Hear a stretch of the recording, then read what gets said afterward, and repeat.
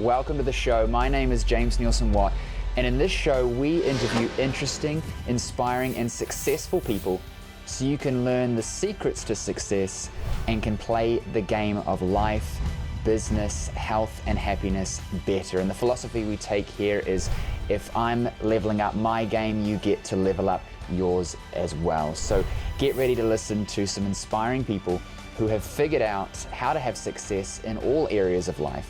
Health, happiness, wealth, business. We're going to be interviewing them in this show so that you can learn the secrets to success that they share with practical advice that you can take and use today. So if you enjoy the show, please subscribe, please leave us a review, and please share it with your friends, because if I can help you and you can help others, then we can help more people together and we can all level up our game together. My guest today is Brendan Kane, a business innovation strategist, an international speaker, and a best-selling author of the books 1 Million Followers and Hook Point, How to Stand Out in a 3-Second World. He's considered one of the top digital influencer strategists in the world that has built applications and platforms for celebrities such as Taylor Swift, Rihanna, Exhibit, Charles Barkley, and more. During his career, he's worked with large companies in the entertainment industry like MGM, Lionsgate, Sony, Yahoo, MTV, and Rock Band. He's most recently known for generating 1 million followers in less than 30 days, thanks to his best-selling book, 1 Million Followers, where he reveals the strategies he used to become successful. Welcome to the show, Brendan. Super excited to have you on. I've been following you for a while and seeing some of the interviews you've been in, and I think that you're a real interesting guy. Most notably as well, how I sort of first found you was I was looking at, how do I grow my social following and things like that. And of course, I stumbled across your book and how you grow 1 million followers in 30 days, which we'll definitely touch on today. But can you give our audience some little insight on you, some background, so they've got some context? Yeah, so I've been in the space for some time. Some people, I think, misinterpret the book and the purpose behind the book and things like that, and we can get into it. But I've been in digital technology and even social media back as long as like 2004, 2005. So it's not like I just came on the scene one day and just decided I want to be a social media expert. And I don't even really think I'm a social media expert. And I'll explain kind of what that means later. But I initially wanted to be a film producer. And I went to film school to hopefully learn about business, because producing movies, requires business knowledge and acumen. And when I showed up, I quickly realized they don't teach you anything about business in film school. So I thought the best way to really learn about business is to start your own, and the most cost efficient way at the time, and it still holds true today, is to start internet companies. So I started a few internet companies really just to learn and experiment. And then when I showed up in LA in 2005, I started like everybody else, started at the bottom, making coffees and copies and deliveries, and was looking for a way to kind of rise above that noise and stand out in a very cutthroat and competitive industry.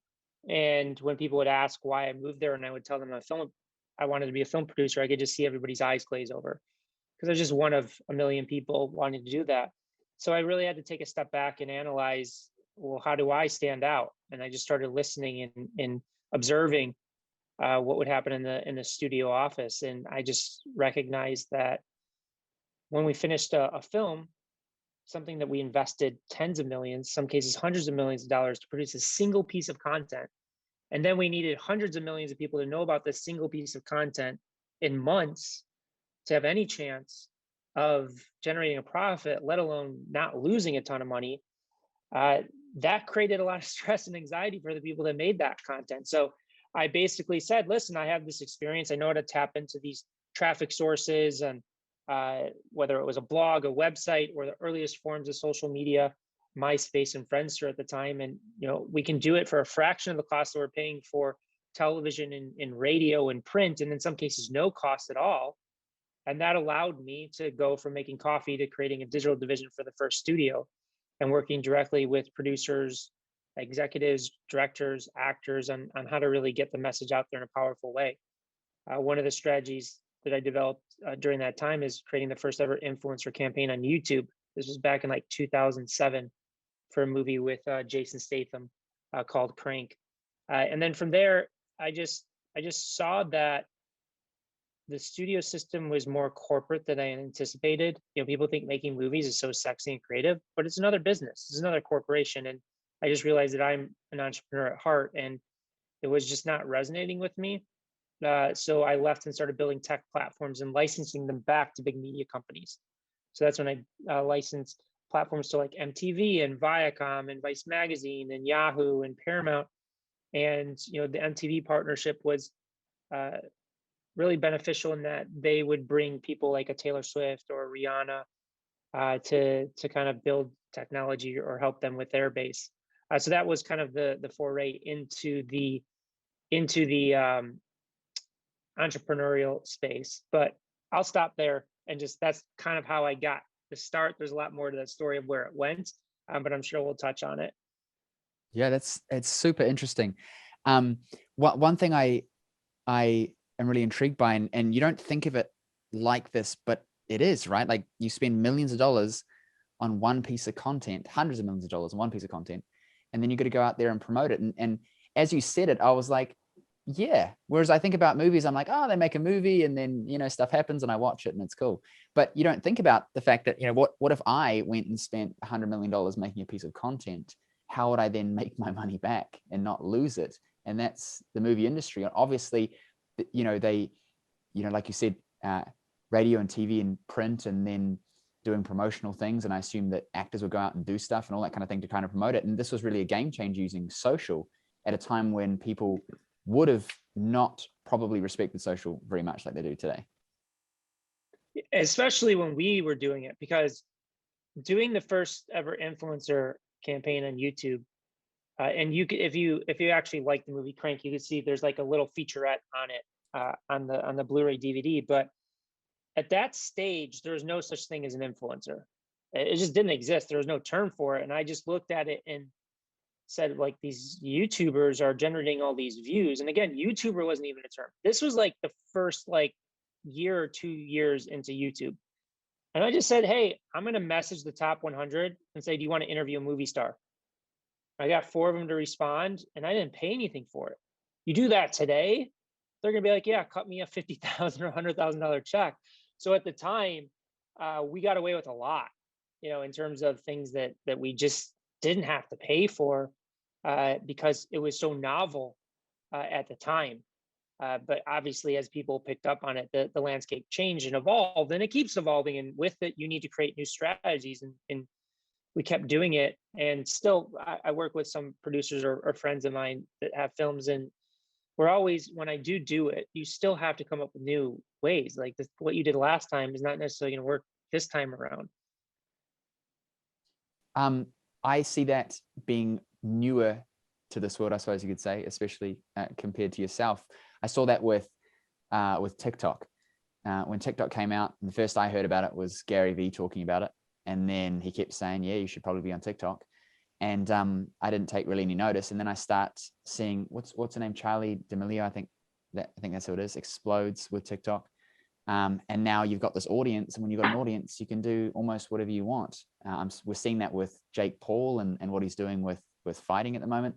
Can you speak to that a little bit about the power of almost, I suppose, niching, if you will, especially with TikTok and now Jake doing these fights, and how you can use it to draw an audience, and then once you've got an attention of an audience, what you can do with that? Yeah, it's a really important point, because like we have a formula, like a physics to succeeding in today's world and delivering a message. And the first part is, are you grabbing attention? Are you grabbing attention in those first 3 seconds? Because if you don't do that, you get lost in the noise. But then secondarily is, once you've grabbed attention, how long can you hold that attention for? Because without any substance to that message, it falls flat, and you won't grow. The algorithms will just suppress your reach. But then third, to the real question that you have is, how are you going to monetize all that attention? Because all that attention in the world doesn't mean anything if it's not sustainable. If it doesn't, allow you to keep doing it. Now, does that mean that you have to do it for the intent of being rich? No, we work with some nonprofits and charities and things like that. And there's an amazing TEDx or a TED Talk by a guy named Dan Pinlato that talks about why charities are broken. And he talks about because they're not run like businesses. So when I talk about monetization, it's not that, oh, you're doing it to sell out, or you're doing it to take advantage of people or whatever. It's more about, it makes it sustainable for you to do it full time, or makes you sustainable to keep going. because unless you're independently wealthy, you need to have that. So it's really important to have a strategy in place that once you grab that attention and hold it, how are you going to turn that into a business? How are you going to monetize it for the long run, not just for the short run? Because if you look at especially the influencer ecosystem today, there's a lot of people with a lot of followers. Some of them make a ton of money, some of them make no money. I know some people that make far more money with 10,000 followers than some people that have millions of followers. So it's really about that strategy and that intelligence to turn it into something. And they're not, I mean, yes, they have huge followings, but I don't necessarily consider them internet influencers. But if you look at the Kardashians, they're the perfect example of this. There's so many reality TV stars on the planet. There's so many reality shows, but they turned it into billion-dollar empires because they had a strategy of how they take that attention and turn it into something meaningful. Whether it was Kim Kardashian or whether it was the younger sisters, like Kendall or any of them, they all have different levels of their brand. Kylie and Kim are, I think, the most successful, but each one of them have their own brand, their own products, the way they funnel that attention. You mentioned Jake and Logan Paul. Again, say what you want about them, but they're masters of grabbing that attention. And now with boxing, which I think really just started out as a passion for them, they're now seeing, the levels of the monetization that can come along with it. So yeah, it's critically important to look at it. A lot of our clients that come to us, they want a bunch of followers. And I said, hold on a second. I was like, do you need to make money today? Or are you going to play that longer term game where you're going to build an audience and monetize it 12, 16 months, maybe even 3 years down the line? Because if you need to make money today, then we're creating different strategies. We're going to generate that profit, generate that revenue, and then reinvest into your audience. Because people look at these like a Logan or a Jake, or even the Kardashians, and they think, oh, well, they just made all this money right away. No, they've been grinding. They've been doing this a long time. People don't realize how much effort and work it goes into cultivating and building an audience, and maintaining that connection. I think people see an influencer speaking in front of a camera and think, oh, they just turn on a camera, they talk, and they're done.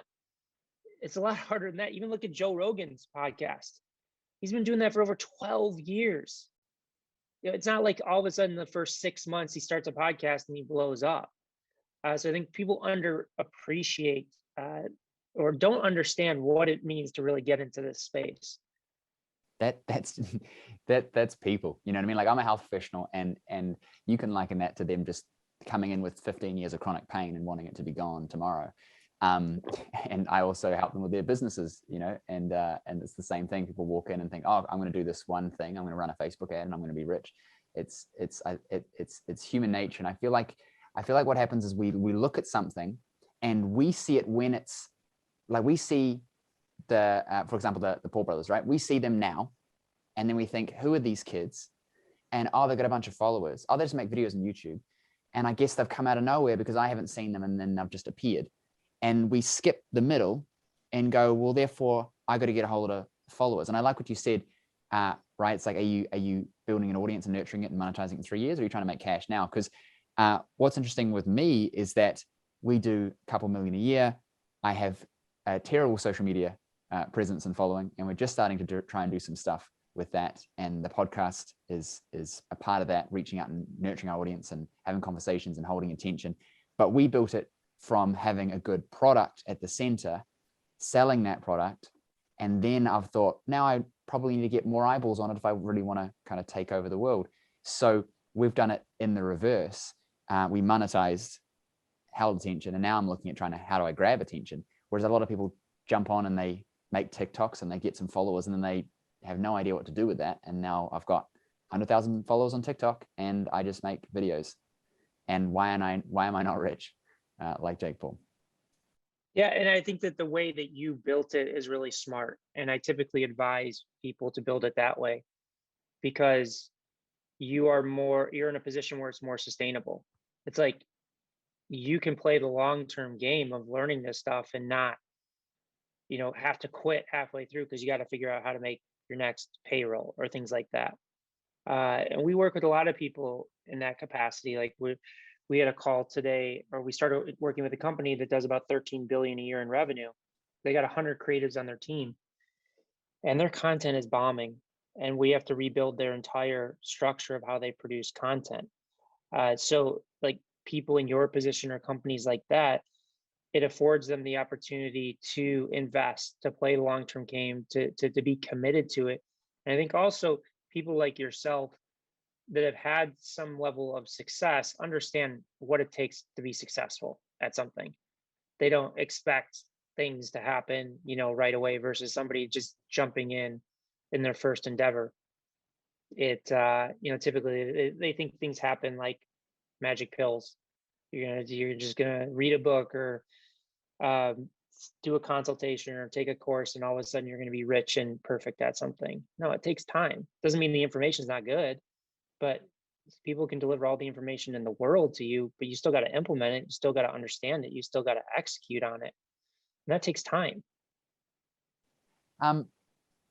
In terms of, if I was thinking, okay, I need to up my content game, what would be the sort of 30,000 foot view in terms of strategic approach? Would I be looking at documenting more about what I'm doing? Would I be looking at more creating content for specific purposes? Is there any particular platforms that if I was to begin, I should look at? Or should I just test and see what I feel like I like? Because there's so many platforms, there's so many things you can do, there's so many ways to do it. What's your sort of 30,000 foot view, knowing me for 30 seconds? Well, it's the same place we start with everybody is you do the research.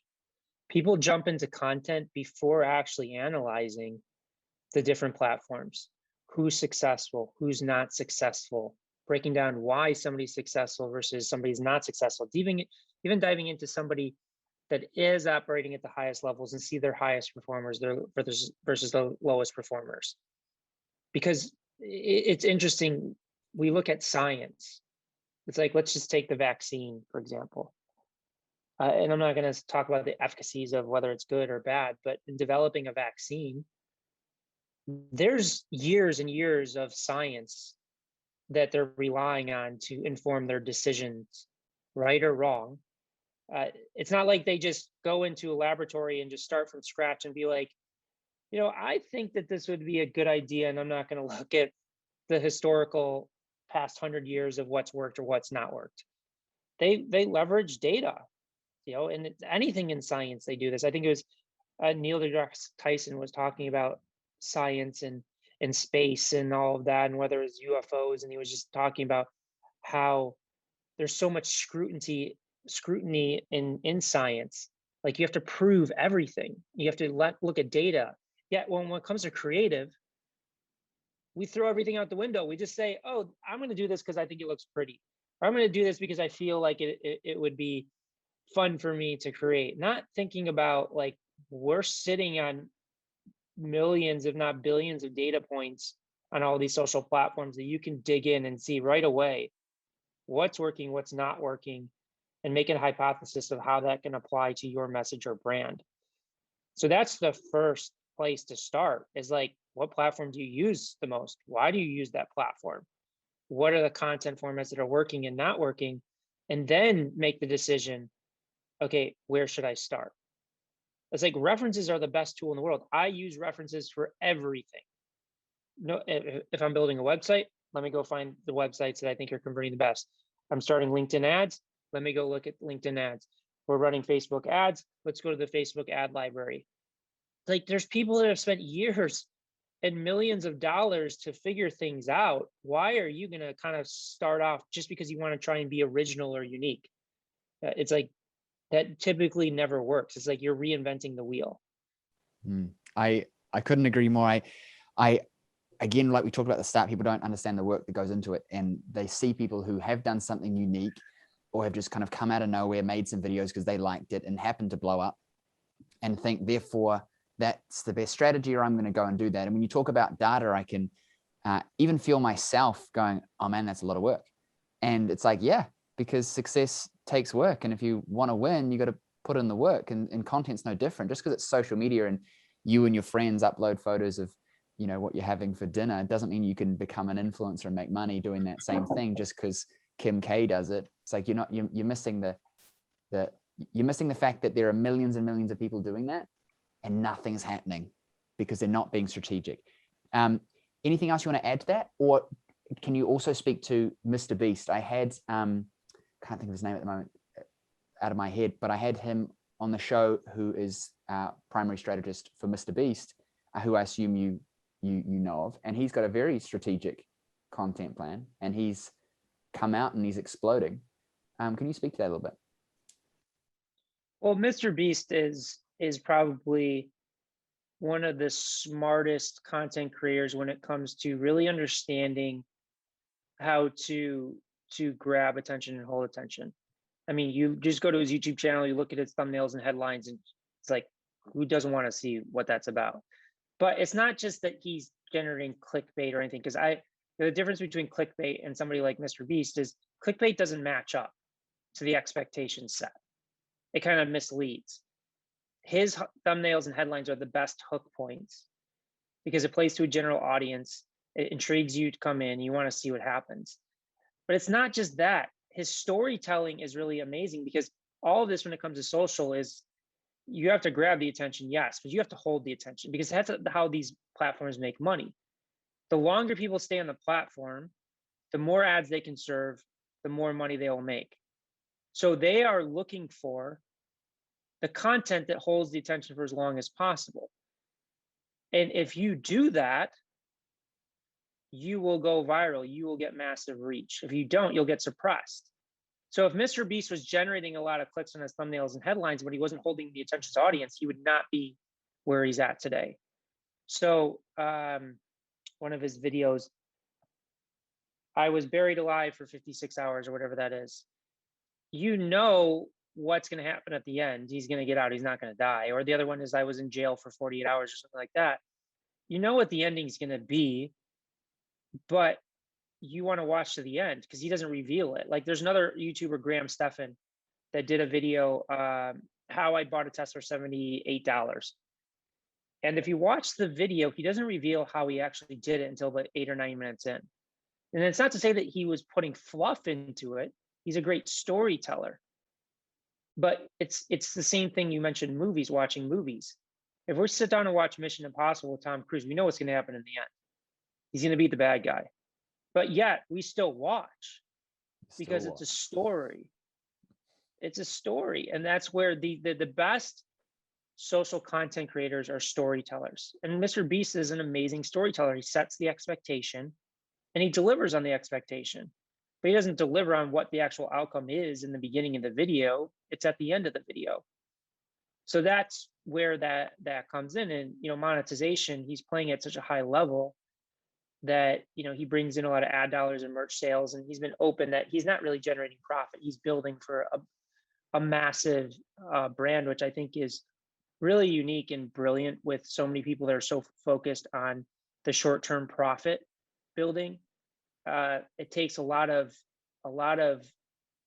guts and commitment to believe in yourself in the long-term vision. And that's what he's doing. Is he's not really generating profit, but he's just building this massive brand that's going to be be around for a very long time. 100%. It was Daryl Eves is who I had on, and we were talking about this, and he said that exact thing. He said his goal is not to make a bunch of money. His goal is to be the best YouTuber, best creator, etc. And so there's a lot of investment into the videos and a lot of redirecting profits back in. And he spends an exorbitant amount making these episodes and planning them out and doing it properly. And if we're an influencer, we're doing it to grab a lot of attention from the general audience, and sometimes specific, of course, but more general, and then through that monetize the eyeballs. If we're a business, we're trying to capture our audience and draw them into our product and service. How do you see them next to each other? Do you see them as the same thing? Do you see them it's the same strategy applied in a slightly different way, or is it completely different strategies for someone who's capturing attention and then trying to make money versus someone like me who makes money and then wants to capture attention on what he's doing? I think it's the same. And I think you bring up a very interesting point is you talk about attract our audience. And when it comes to specifically for organic, one of the biggest mistakes people make is they try and design their content for a very specific audience. So they say, well, I want to target males 45 plus. And it's like the minute you do that, or it's even worse, it's like males 45 plus that are interested in books or something like that. The minute you do that with organic, you're dead. Because again, going back to what the algorithms are looking for, they're looking for number one, are you stopping the scroll? Or is YouTube earning the click on the thumbnail and headline? And number two, how long are you holding that attention for? So maybe you have 1,000 followers or 5,000 followers of that specific audience, but the minute the algorithm tests to extend that beyond that audience, and they see that it's not stopping the scroll or holding the attention, it's going to suppress the reach right away because you have become a liability. So the best way to do this is how do you make your content accessible and interesting to the general audience, even if they are not your potential customer at the end of the day, because that's where you get maximum reach. Now, let me give you an example. There is a real estate agent named Ryan Serhant. So at this point, he's probably one of the most famous real estate agents in the world. He started off on a TV show, $1 Million Listing. And this is not the reason he's successful, because I can point to a number of celebrities and personalities from television or film that just suck at social. But he started getting really into social media, and he built a YouTube channel. And I think he's close to 2 million subscribers. And what he's done so brilliantly is he focuses on very high-end property in New York. Like he's selling 10, 30, $50 million penthouse apartments. So instead of just saying, hey, I'm just going to create content for that ultra 1% that can afford this, I'm going to make this accessible and interesting to the general population. So he creates videos like touring a $7 million closet in New York City, touring a $188 million property. So everybody wants to see what that looks like. That's interesting. And what he'll do is, with that storytelling technique, he'll get millions and millions of views. And he knows that out of those people, 99.9999% can never afford these places. But just 1 or 2 or 3 people that see it out of those millions, they are interested. And he's talked about, he sold $10 and $20 million penthouses off of somebody seeing one of his YouTube videos. So what he's doing so brilliantly is he's hitting his core demo, no matter how small it is, because he's playing to the algorithms and generate all that massive reach. But at the same time, he's building a massive brand that leads to far more opportunities that will then again connect with his core audience. So it's like, if you're going in specifically with organic, and I would say this applies to paid as well, but we'll just focus on organic. But if you're going in, is that I'm designing a piece of content for males 45 plus that are interested in soccer or interested in co-working spaces or something, you're dead. You're never going to grow. It's not happening, because there's just so much competition and so much of content that the algorithms could seed versus your content that you're just like, why? It's just a liability. People are scrolling past it.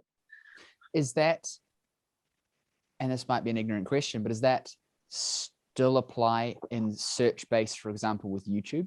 If well, that's the interesting thing is most people think that most views come from search. It doesn't. It comes from suggested videos. I don't know the exact number, but I would bet about 80 to 90% of YouTube's traffic is suggested video, not search. No, I'm not saying like, listen, if you want to do search for a very specific goal and you're going to monetize off a few thousand viewers, you can do that. But I don't know if you've ever done search. It's not easy.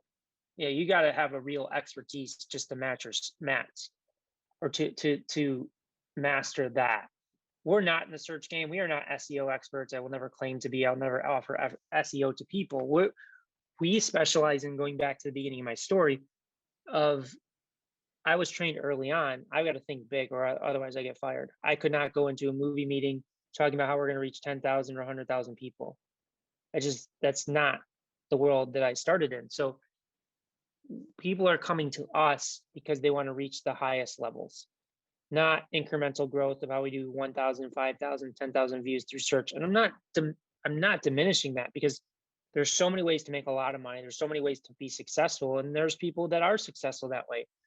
It's just when people talk about, I want to go viral, I want to generate enough followers, I want to build a huge brand, playing the search thing is going to be a difficult road to kind of go with that. Because where I'm at the moment, I'm looking at it and going, I serve health professionals who are in business, and I help them to grow their practices, right? And so when we were planning out jumping into YouTube, I'm looking at it and thinking, okay, well, what are people searching for? And how do I make better videos that people want to watch when they're looking for particular things? Now I'm talking to you and I'm thinking, maybe it needs to be James talking about stuff that's far more interesting to the general population about health professionals, healthcare, etc., that attracts an audience. And there will be, I would go that direction, Mm. because that's going to pay more dividends. You'll still attract your core audience, but you're going to attract more people. 2 accounts to look at: Dr. Mike, he's turned the medical thing into virality and success by combining his knowledge and expertise into pop culture TV shows, pop culture concepts, and things like that. And then there's another one, is, because most people think, well, you can't make anything viral. You can. Look at a YouTube account called Clear Tax Value. It's all about taxes. And the guy was so brilliant. He hit it perfectly at COVID, of creating these stories about stimulus checks and things like that. And it's literally just him sitting in front of a desk. And like his virality is insane. Like, he's averaging hundreds of thousands of views of video. Is it Mr. Beast numbers? No, but you're talking about taxes. So I would play that game. That's just kind of where we go. But again, we're not SEO experts, and I'm not going to sit here and dilute, going after, specific keyword terms and things like that, because it can be successful. I think you're playing a bit of a smaller game, where again, it's harder to do what I'm talking about, but the payoff is much bigger. Yeah. I just looked up Dr. Mike because I wanted to confirm that it was the same guy. And yeah, I watch his stuff. I find it hilarious. I find Dr. Mike's stuff hilarious. I really appreciate you coming on the show, my friend. I've learned a lot of stuff from you. Where can our audience connect with you online and see more about what you're up to? Yeah, if they want to learn more about kind of how we work with people, they can go to hookpoint.com. Even if you're interested in social media and the million followers concept, I would start with Hookpoint, because again, it sets the foundation of everything that we talked about, and it will set you up for success with social media. So if you want to get that book, you can go to book.hookpoint.com, or you can also buy it anywhere books are sold. It's pretty much, both of the books are sold anywhere. So those are the 2 kind of areas that are places that I would start. Awesome. Thank you so much. I hope you have an amazing rest of your time in Europe. I'm jealous, and you take care. Pleasure meeting you. Thank you for listening to today's episode. Everything shared will be in the description of the episode, so you can go and grab that. Now, if you enjoyed the show and you want to listen to more, please subscribe, because every week we're releasing new episodes with inspiring people, successful people, so you can level up your game. So subscribe, and also leave us a review. We'd love to hear feedback about the show and your thoughts and opinions there as well. Now, if you want to have more success, whether it's in your life, whether it's in your business, we run live trainings every single week where you can get access to me to coach you through everything from health, wealth, success, business. We're doing topics on all things that you need to live a better, more inspired and successful life. Live trainings every single week. Just visit jamesnielsenwatt.com/live and you can get access to that. Now, there's also a ton of resources that you get for just listening to the show. All of that will be in the description. So if you're watching this on YouTube, check the description. If you're listening to this episode, check the description. We've got a load of resources there for you to have more success in your life, whether it's relationships, investing, or in business. I'll see you on the next episode. And as always, subscribe, leave a review, and tell your friends, because there's somebody else that needs to be hearing this, and maybe you're their opportunity to help them level up their game.